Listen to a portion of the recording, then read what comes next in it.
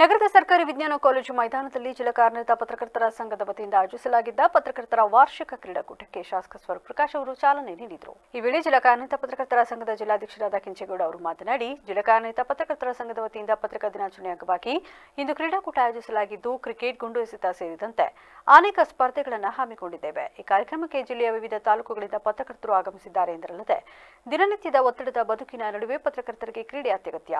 ಆ ನಿಟ್ಟಿನಲ್ಲಿ ಇಂತಹ ಕಾರ್ಯಕ್ರಮಗಳು ಪತ್ರಕರ್ತರ ನಡುವೆ ಬಾಂಧವ್ಯವನ್ನು ಹೆಚ್ಚಿಸುತ್ತವೆ ಎಂದು ತಿಳಿಸಿದ್ದಾರೆ.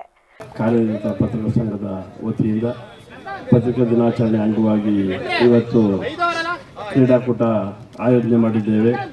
ಕ್ರಿಕೆಟ್, ಕೇರಂ, ಗುಂಡು ಎಸೆತ, ಓಟದ ಸ್ಪರ್ಧೆಗಳು ನಡೀತಾ ಇದ್ದಾವೆ. ಈ ಕ್ರಿಕೆಟ್ ಪಂದ್ಯಾವಳಿಯಲ್ಲಿ ಇಡೀ ಜಿಲ್ಲೆಯ ಎಲ್ಲ ಪತ್ರಕರ್ತರು ಭಾಗವಹಿಸಿದ್ದಾರೆ.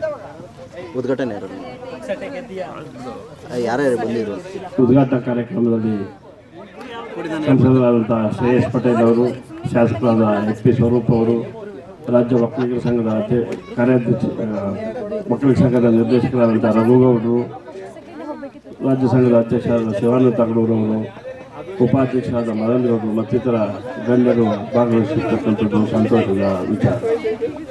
ಈ ಸಂದರ್ಭದಲ್ಲಿ ರಾಜ್ಯ ಕಾರ್ಯನಿರತ ಪತ್ರಕರ್ತರ ಸಂಘದ ಉಪಾಧ್ಯಕ್ಷರಾದ ಮದನ್ ಗೌಡ, ರಾಜ್ಯ ಒಕ್ಕಲಿಗರ ಸಂಘದ ನಿರ್ದೇಶಕರಾದ ರಘುಗೌಡ ಸೇರಿದಂತೆ ಪತ್ರಿಕಾ ಸಂಘದ ಪದಾಧಿಕಾರಿಗಳು, ಪತ್ರಕರ್ತರು ಸೇರಿದಂತೆ ಮತ್ತಿತರರು ಭಾಗವಹಿಸಿದರು.